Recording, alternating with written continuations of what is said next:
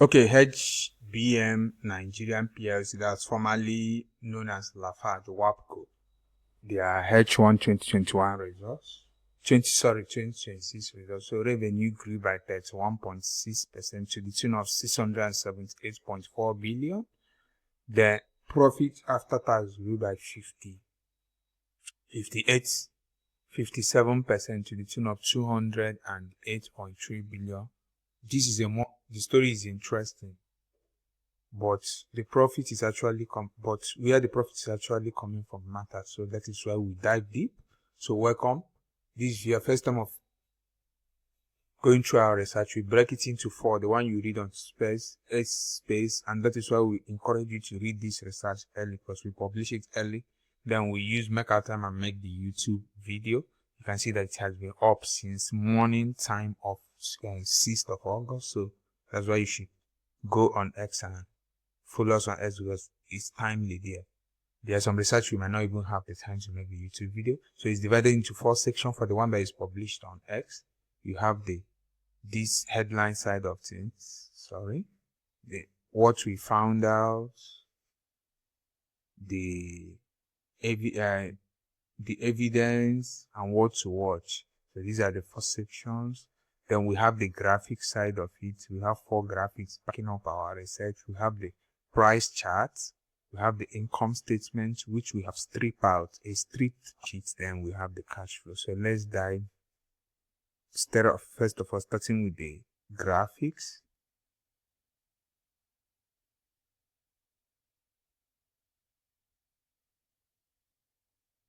Okay, so for the graphics, let's look at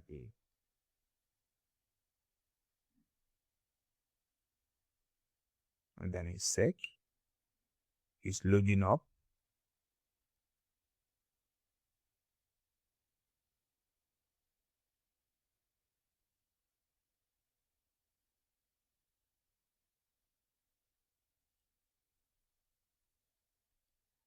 Okay, this is the price chart. So the price, this chart shows you what price has done.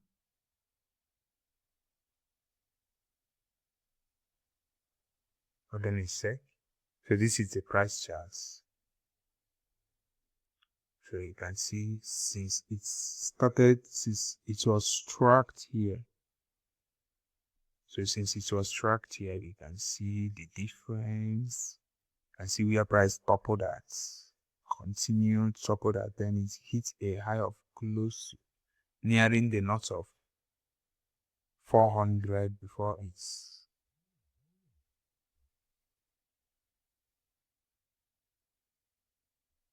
it went back there, and currently trading around 3.8 as at the time, 366 as at the time of recording. So this is what price is at the time, and we want to use this price to also. So for those of you who say buy, anytime you buy, don't just close your eyes. I know sometimes it doesn't work that way. If you have bought at this high of 2015, you needed to wait close to after almost 10 years for price to get above this high. So what we're trying to say is, yes, it's good to buy good companies, but always buy them at the right valuation. The right valuation will always give you the right entry, so that you don't go overpaying and holding the bag for years, almost 10 years, just to get back to your entry level.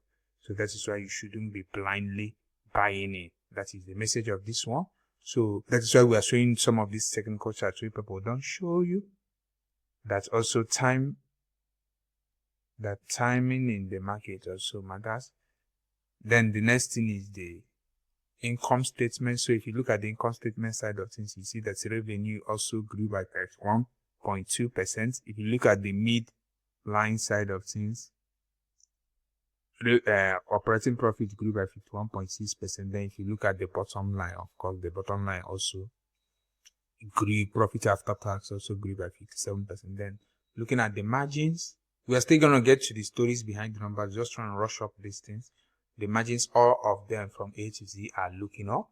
So, but there is always nuance around these things. Then you look at the balance sheet. So for the balance sheet, yeah, there was a growth in the assets, there was a growth in the equity, and also We look at the receivables and stuff like that, but we are getting there. Then look at everything is looking up. Everything is looking up. Everything is looking up. Then we now look at this is where the rubber hits the road. The cash flow side of things. For the cash flow, last H1 last 2025, they had over 53.71 billion in free cash flow, but now it dropped to just 7.58 billion. So what are the facts behind this number? So number one, if you look at the revenue, for all the revenue we are seeing here, so remember you can always read up this research. So some of the things we say here are not on the research. Some of the things put on the research are not here. So that's why you combine these things. So for the revenue, so the revenue was actually operational, but there was a finance income. If we go to the balance sheet, income statement, you can also show it. So for the segment, the report is just a single geography, only Nigeria, unlike their counterpart Dangote Cement that sells outside Nigeria. So their product is just within Nigeria. Then for the product line, they have three major products. They have the cement, they have aggregates and concrete, then they have other products. So for the cement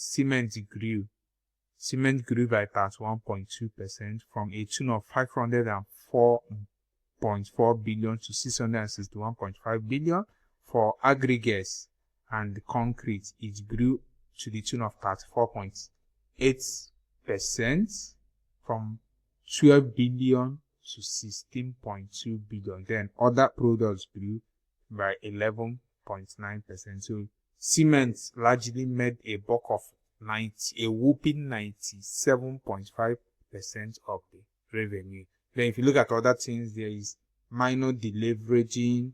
So they fully repaid their related party loan. So zero related party loan. They fully repaid the zero group borrowing and everything is at zero now.